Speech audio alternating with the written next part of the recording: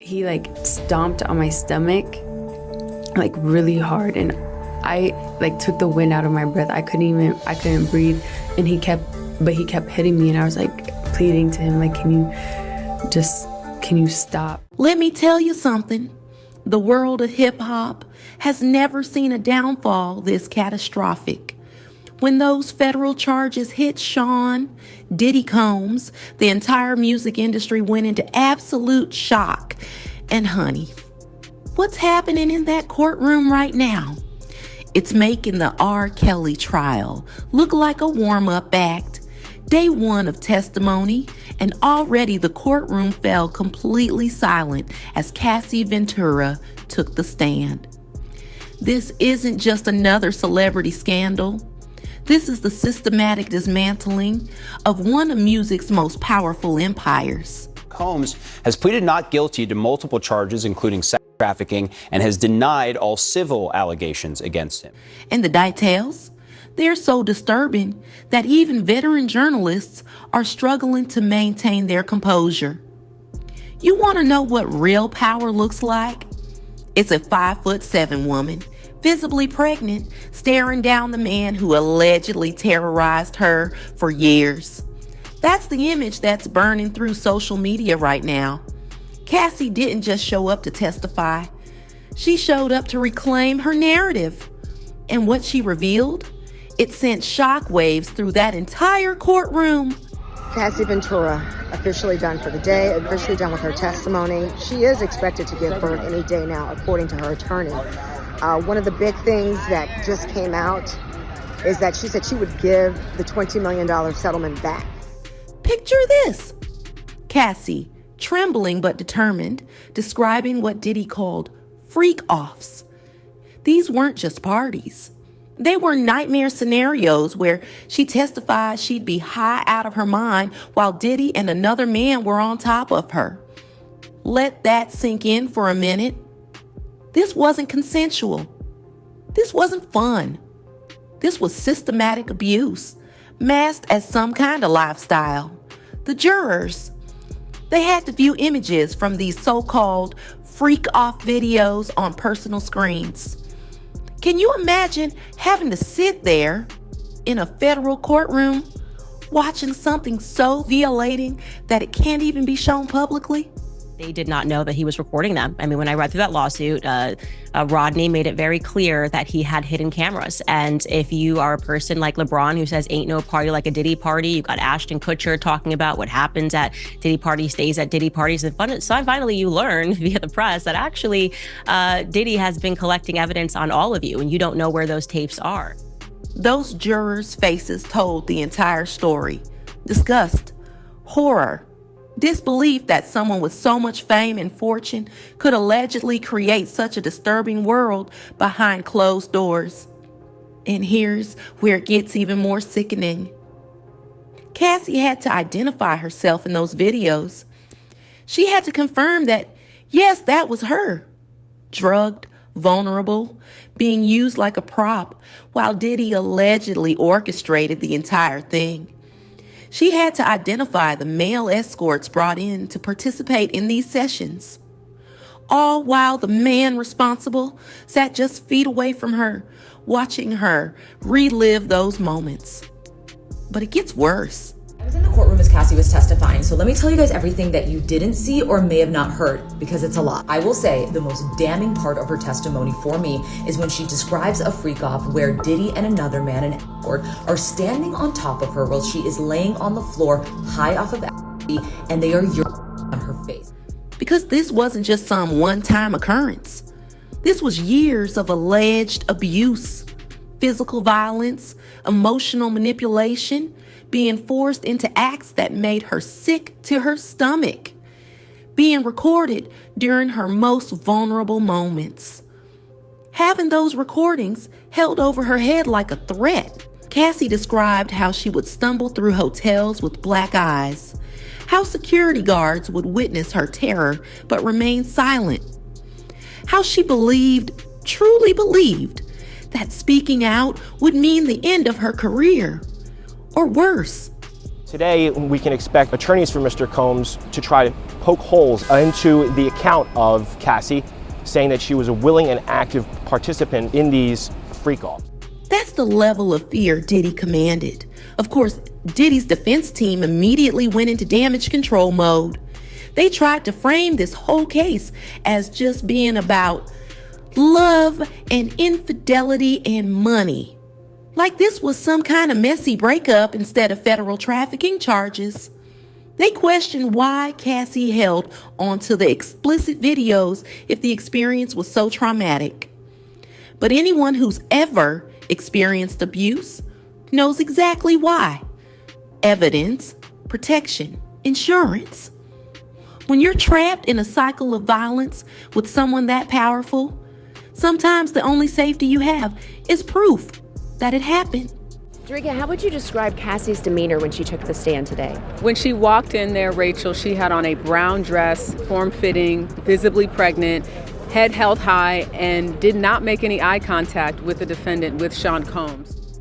I need to pause here, because what's your gut reaction to all this so far?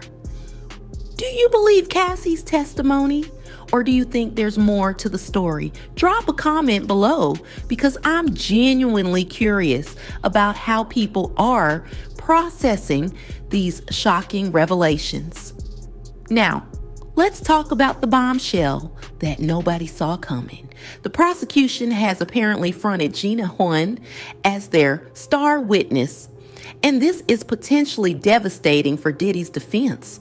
Were shown today. Instead, jurors were handed personal screens so that they could privately see images taken from what Cassie called freak-off videos. Cassie had a binder on the stand with her, and she was going through images identifying people in them. Cassie was listing the names of the male escorts. If you've been following hip-hop drama for the past decade, you know exactly who Gina is. She's been Diddy's on-again, off-again fling for years, even overlapping with his relationship with Cassie. This isn't just another witness. This is someone who allegedly has intimate knowledge of Diddy's operations. Someone who was allegedly in the inner circle. Someone who potentially saw everything. And now, she's apparently ready to tell all. The courtroom gasped when her name was mentioned as an upcoming witness. Because if Cassie's testimony was explosive, Gina's could be nuclear. She wasn't just a girlfriend or a fling. She was allegedly there during some of the most concerning periods of Diddy's behavior. And here's the tea that's spreading like wildfire. Young Miami is reportedly panicking about Gina's involvement. If you remember, these two women have had an absolutely vicious public feud over Diddy for years. They've exchanged insults on social media, thrown shade in interviews, and made no secret of their mutual dislike. Young Miami has to be wondering, what could Gina reveal about her relationship with Diddy? What secrets might come out? What connections might be drawn? Because this isn't just about what happened with Cassie anymore. The prosecution made it crystal clear. They believe there were multiple victims, multiple women who were allegedly punched, kicked, manipulated, and coerced. The prosecution literally told the jury, this case is about a man who used his power and celebrity status to abuse, threaten, and coerce women. Not woman, women, plural. I can't breathe. And he stopped for a little bit. He grabbed my hair from the back and was punching the back of my head. And that's what makes Gina's expected testimony so critical to this case. Because if the patterns Cassie described were happening to others, this becomes a systematic operation. And that's exactly what the trafficking charges are all about. Let's talk about that infamous 2016 hotel video for a second. The surveillance footage that showed Diddy allegedly chasing Cassie down a hallway, grabbing her, throwing her to the ground.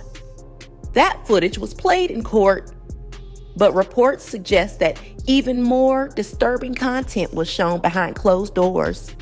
video evidence that was deemed too graphic, too violent, too degrading for public consumption. Just imagine what those jurors have seen that we haven't. Imagine the images burn into their minds as they watch Diddy sitting there in his designer suit, surrounded by his expensive legal team. The contrast between the polished image and the disturbing reality couldn't be more stark. There's also speculation that Gina might have had cold feet about testifying initially. Sources close to the case suggest she was reluctant to come forward, afraid of the backlash, the media circus, the potential threats. But something changed. Someone convinced her. And now the prosecution is reportedly building a significant portion of their case around what she knows. This is the kind of testimony that could literally mean the difference between acquittal and life in prison. Because these aren't minor charges. This is federal racketeering. This is sex trafficking. These are the kind of charges that took down Jeffrey Epstein's operation, and now they're being applied to one of hip-hop's most influential figures. And we have more breaking news. Opening statements are underway in the Sean Diddy Combs sex trafficking trial. Prosecutors claim Combs ran a criminal enterprise with his trusted inner circle and committed crime after crime for 20 years. But listen to this. Cassie's decision to testify while visibly pregnant wasn't just brave. It was a statement. Here she was, creating new life, building a future with her husband, while facing the man who allegedly tried to destroy her. The symbolism wasn't lost on anyone in that courtroom. This was about reclaiming power, about showing that she survived, that she's thriving despite everything he allegedly put her through. The most chilling part of Cassie's testimony, when she described how the abuse allegedly escalated over time. How what started as controlling behavior gradually morphed into something much more sinister. How the manipulation became so normalized that she couldn't even recognize it as abuse anymore. That's how grooming works. That's how powerful men get away with this kind of behavior for decades. She testified that she was just 19 when they met. Diddy was in his late 30s. The power imbalance was astronomical from day one. He signed her to his label, controlled her career, became her producer, her boyfriend, her manager, all rolled into one. There was no separation between her professional life and her personal life. He owned everything. When the prosecution showed the timeline of events, stretching from 2007 to 2018, you could feel the weight of those years in the courtroom. That's not just a relationship gone wrong. That's a decade of alleged systematic abuse, a decade of fear, a decade of silence. You know what's got everyone talking behind the scenes? The list of potential witnesses that hasn't been made public yet. Will buy your silence for quite some time because you're hoping that if you keep your head low, you're not going to be revealed as one of these people that was engaged in some of these acts. Because if Gina is testifying, who else might step forward? What other women from Diddy's past might have stories to tell? What other employees might have witnessed things they can no longer stay silent about? This case is rapidly expanding beyond just what happened between Diddy and Cassie. It's becoming an indictment of an entire system that allegedly enabled this behavior. The security guards who looked the other way. The employees who booked hotel rooms knowing what would happen in them. The industry executives who heard the rumors but did nothing. You won't believe what happened next. Because halfway through Cassie's testimony, Diddy's team requested a mistrial. They claimed the evidence was too prejudicial, too graphic, too extreme for any jury to remain impartial. The judge shut them down immediately, made it clear that this trial was going forward, that the jury would hear everything, that there would be no more silence. The moment that footage played of Cassie stumbling through that hotel after allegedly being assaulted, you could hear audible gasps in the courtroom. This wasn't just testimony anymore. This was evidence. Undeniable visual evidence that something was very, very wrong.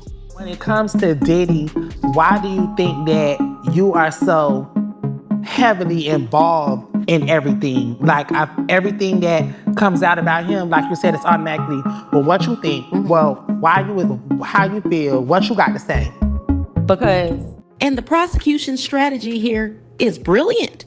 They're not just focusing on individual incidents. They're establishing a pattern. They're painting a picture of a man who allegedly used his business, his actual company, to facilitate these encounters. That's why the racketeering charges are so serious. It's not just about abusing women. It's about using an entire business infrastructure to enable that abuse.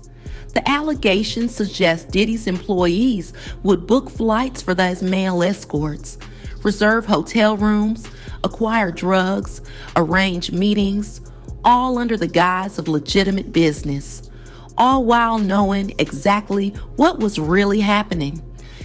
That's not just personal misconduct. That's an operation. I have to ask, what's your reaction to hearing about Gina potentially testifying? Do you think she's doing this for justice or for attention? The comments section is about to get heated on this one, and I want to know what you think, because this story is dividing the entire hip-hop community right now. So what do you think happens next? Will Gina's testimony be the final nail in the coffin? Will more women come forward? Will this case change how we view power and abuse in the music industry? Drop your thoughts below, because this conversation is just getting started. And trust me, we're all watching this trial unfold with bated breath.